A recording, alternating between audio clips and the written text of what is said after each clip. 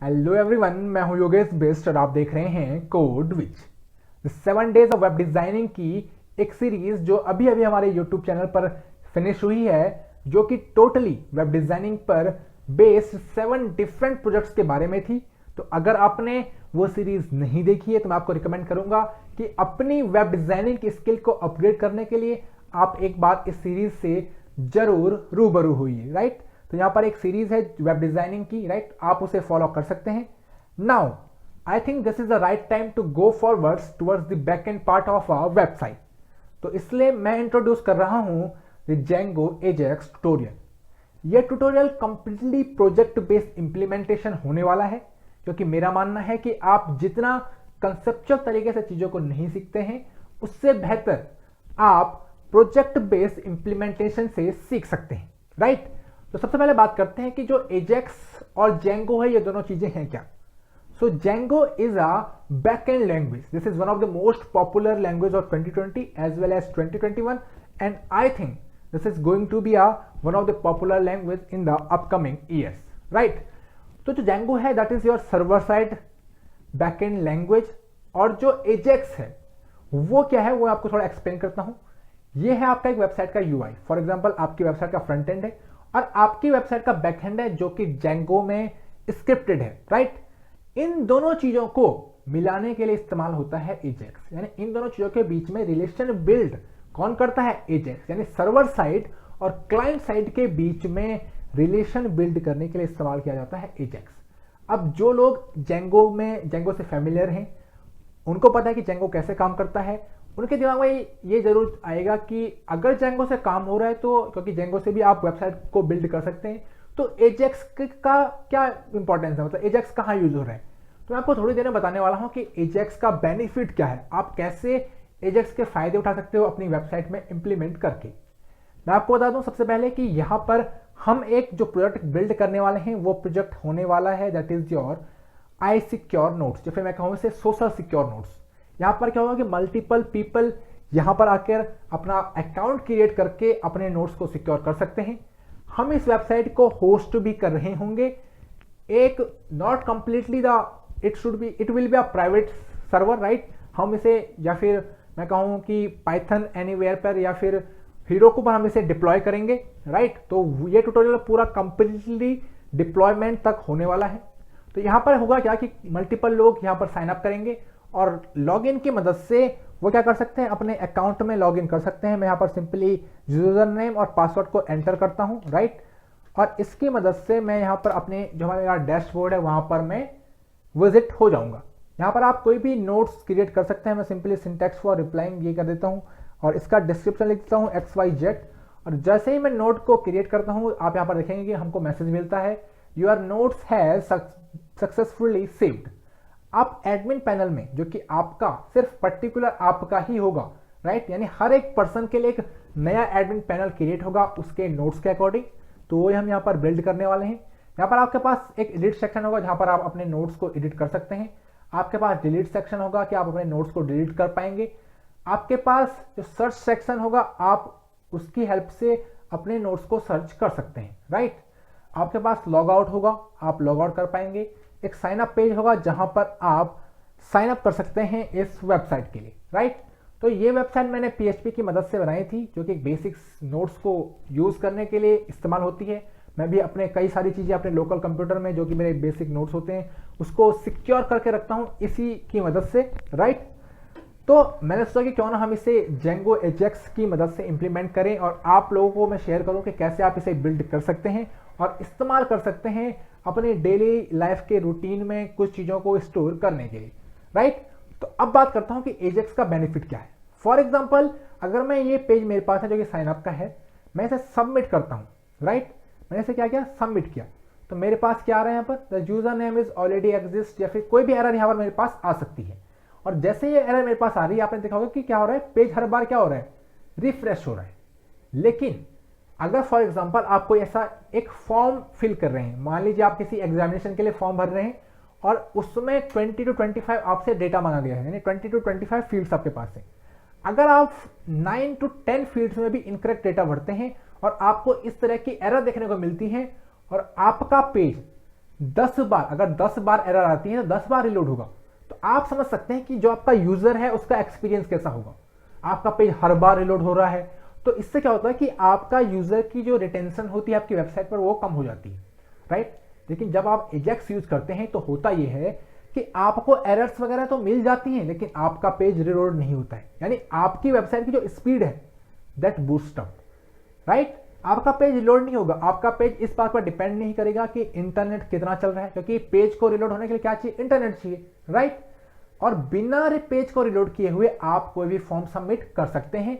और इसी के साथ साथ अगर आप अपने वेबसाइट की बाकी चीजों को भी फ्रंट एंड पर ही संभालना चाहते हैं या फिर एक रिलेशन बिल्ड करना चाहते हैं तो आप लेटर ऑन रिएक्ट पर भी मूव कर सकते हैं, राइट। लेकिन यहां पर बात करेंगे एजेक्स के बारे में। तो सबसे पहले हम चलते हैं अपने कमांड प्रॉम्प्ट पर और अपने प्रोजेक्ट को स्टार्ट करते हैं, राइट। यहां पर तो मैं सिंपली कमांड प्रॉम्प्ट पर जाऊंगा। मैं यहां पर सीडी कर लेता हूं डेस्कटॉप में, right. So I just CD on desktop. मैं यहां पर एक फोल्डर क्रिएट करता हूं mkdir, that is social secure app, right. तो मैंने सोशल सिक्योर नोट्स या फिर या notes, it will be good. तो मैंने एक फोल्डर क्रिएट किया। मैं इस फोल्डर में एंटर करता हूं, that is your social secure, enter, right.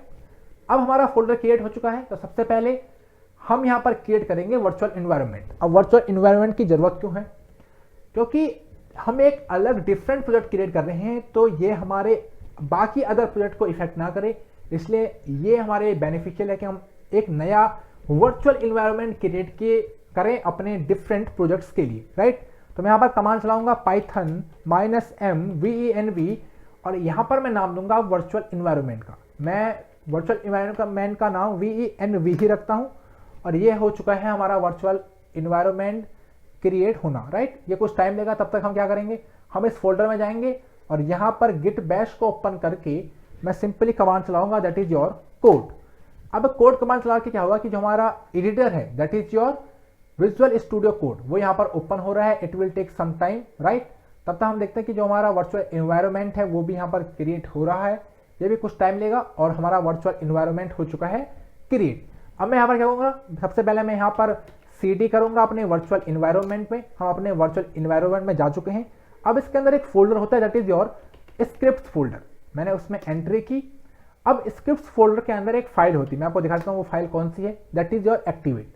अब जैसे ही इस एक्टिवेट फाइल को हिट करते हैं क्या हो जाता है, जो आपका वर्चुअल एनवायरनमेंट है वो एक्टिवेट हो जाता है। तो मैं सिंपली इस एक्टिवेट फाइल को हिट करूंगा और मेरा वर्चुअल एनवायरनमेंट हो चुका है एक्टिवेट। अब मुझे यहाँ पर क्या करना है, सबसे पहले मुझे यहाँ पर जो हमारा हम काम कर रहे हैं जेंगो पर, तो सबसे पहले मुझे जरूरत है जेंगो को यहाँ पर इंस्टॉल करने की, राइट। तो मैं कमांड चलाऊंगा पिप इंस्टॉल django और हमारा जेंगो यहाँ पर इंस्टॉल होना स्टार्ट हो चुका है। ये कुछ टाइम लेगा, राइट। तो इसके इंस्टॉल होने के बाद फिर मिलते हैं आपसे। तो यहाँ पर हमारा जो जेंगो है वो इंस्टॉल हो चुका है। अब यहाँ पर बात करेंगे जेंगो प्रोजेक्ट्स के बारे में, राइट। तो सबसे पहले अगर आप जेंगो का कोई भी एप्लीकेशन बिल्ड कर रहे हैं, कोई भी वेबसाइट बिल्ड कर रहे हैं, तो आपको एक जेंगो प्रोजेक्ट बिल्ड करना पड़ता है जो कि आपको एक प्लेटफॉर्म प्रोवाइड कराता है अपनी वेबसाइट को रन कराने के लिए। तो मैं यहाँ पर सिंपली जेंगो एडमिन जो कि कमांड है उसे यूज करूंगा और स्टार्ट ऐप, जो Django admin start, sorry app नहीं प्रोजेक्ट, राइट। तो Django admin start project command को मैं यूज करूंगा और यहाँ पर मैं दूंगा अपने प्रोजेक्ट का नाम। मेरे प्रोजेक्ट का नाम होगा सोशल सिक्योर, राइट, सिक्योर। और अगर मैं यहाँ पर डॉट यूज करता हूं तो हमारा करंट डायरेक्टरी में ही फोल्डर क्रिएट होगा, राइट। तो आप यहाँ पर देख सकते हैं जो हमारा विजुअल स्टूडियो कोड है वहां पर हमारा जो प्रोजेक्ट है वो यहाँ पर क्रिएट हो चुका है। इसके अंदर हमारे पास कुछ फाइल्स होती हैं, ASGI file, setting file, URLs और WSGI। हम यहाँ पर अभी करंटली बात कर रहे होंगे दो फाइल्स के बारे में, that is settings.py and urls.py, right. जो ASGI फाइल है और जो WSGI फाइल है, इसको जब हम इस वेबसाइट को प्रोडक्शन पर ले जाएंगे वहां पर ये इस्तेमाल होने वाली हैं, तो हम इनके बारे में वहीं पर बात करेंगे। सबसे पहले बात करते हैं settings.py फाइल की, राइट। तो यही वो फाइल है, right. This is one of the most important file of your Django website और जेंगो प्रोजेक्ट। यही वो फाइल है जो आपकी वेबसाइट के लिए क्या करती है, एक प्लेटफॉर्म प्रोवाइड कराती है रन होने के लिए, राइट। तो अब बात करेंगे urls.py फाइल की। अब जो urls.py फाइल है वो डिसाइड करती है कि अगर कोई आपकी वेबसाइट पर आता है तो उसे कहां पर भेजना है। मैं आपको एग्जांपल दिखाता हूं। अगर मैं यूट्यूब की बात करूं, आपके पास ये यूआरएल है, राइट। तो जब आप इस यूआरएल पे क्लिक करते हो, इस यूआरएल पे हिट करते हो, तब जाके आपको हमारा यूट्यूब चैनल मिलता है। तो उसी तरीके से जो आपका urls.py फाइल है, ये डिसाइड करती है कि किस यूआरएल्स पर आके आपका ऐप खुलेगा, राइट। तो ये डिसाइड करती है आपकी urls.py फाइल। अब सबसे पहले हम यहां पर बात करेंगे जेंगो ऐप की, राइट। तो जेंगो में क्या है कि अगर आप कोई भी फंक्शनैलिटी अपने वेबसाइट में ऐड करना चाहते हैं तो आप उसके लिए एक अलग सेपरेट ऐप बना सकते हैं। फॉर एग्जांपल होम सेक्शन के लिए आप अलग ऐप बना सकते हैं, अबाउट के लिए अलग, कॉन्टैक्ट के लिए अलग, that is your choice, right. तो यहां पर हम अपना ऐप क्रिएट कर लेते हैं, दैट इज योर जेंगो। हम सबसे पहले कमांड चलाएंगे जेंगो एडमिन स्टार्ट ऐप, और ऐप का नाम यहां पर देंगे that is your notes, right. तो इससे क्या होगा, इससे हमारा ऐप क्रिएट हो जाएगा। तो आप यहां पर देख सकते हैं हमारा नोट्स ऐप क्रिएट हो चुका है। तो सबसे पहले क्या है कि हमें अपने, जैसे मैं आपको बताया कि जो setting.py है वो क्या है, इसका प्लेटफॉर्म है, एक प्लेटफॉर्म प्रोवाइड करती है, इसका सब कुछ है मान के चलिए आप, राइट। तो हमें setting.py फाइल को बताना पड़ेगा कि हमारे पास एक ऐप है, राइट। कौन सी ऐप, नोट्स ऐप हमारे पास है। अब हमने अपने settings.py फाइल को ये बता दिया है। अब हम urls.py फाइल में क्या करेंगे, बताएंगे कि किस यूआरएल पर हिट होके आप हमारी वेबसाइट पर विजिट करोगे या फिर आप हमारे नोट्स ऐप पर विजिट करोगे, राइट। तो मैं यहां पर पाथ डिफाइन करता हूं और मैं कहता हूं कि जो पहला पेज खुलेगा वही क्या होगा, हमारी वेबसाइट होगी। यानी डोमेन नेम के बाद जो पहला पेज खुलेगा वो हमारी वेबसाइट का पहला पेज होगा, राइट। तो मैं यहां पर क्या कहूंगा, मैं यहां पर इंक्लूड एक फंक्शन है उसे यूज करूंगा, राइट। और इसके अंदर मैं पास करूंगा नोट्स, जो कि हमारा ऐप का नाम है, डॉट यूआरएल्स, यानी नोट्स ऐप के अंदर एक यूआरएल्स है, राइट। यूआरएल्स फाइल है, आप उसके अंदर जाइए, राइट। अब यहां पर सबसे पहले मैं इंपोर्ट करूंगा इंक्लूड को, क्योंकि अदरवाइज ये हमें एरर दिखाएगा कि इंक्लूड इज नॉट डिफाइंड। तो अगर जब कोई पहले करंट पेज पर आता है, सबसे पहले पेज पर आता है, तो मैं क्या कहूंगा कि आप नोट्स डॉट यूआरएल्स पे जाइए। क्या कहूंगा कि जो नोट्स ऐप है उसका यूआरएल्स पे जाइए। तो मैं नोट्स ऐप के अंदर चेक करता हूं, यहां पर तो urls फाइल नहीं है, तो हम क्या करेंगे, उस urls फाइल को क्रिएट करेंगे। तो मैं सिंपली लिखूंगा urls.py और हमारे urls फाइल हो गए क्रिएट। मैं सिंपली सेम चीज, क्योंकि ये भी urls फाइल है, इसको कॉपी करूंगा और पेस्ट करूंगा इस फाइल में। हमको यहाँ पर एडमिन की जरूरत है नहीं, क्योंकि जेंगो का जो एडमिन है वो प्रोजेक्ट के urls पर ही बेस होता है, राइट। तो उसकी हमें यहाँ पर जरूरत है नहीं। हम यहाँ पर सिंपली क्या करेंगे, एक पाथ डिफाइन करेंगे कि जो पहला पेज है ना, जब हमारे प्रोजेक्ट के urls.py से notes.url में कोई रिक्वेस्ट आएगी तो क्या होगा, ये वाला पाथ चलना चाहिए। अब जैसे ही इस पाथ पर रिक्वेस्ट आई तो हमारा एक व्यूज फाइल है, राइट।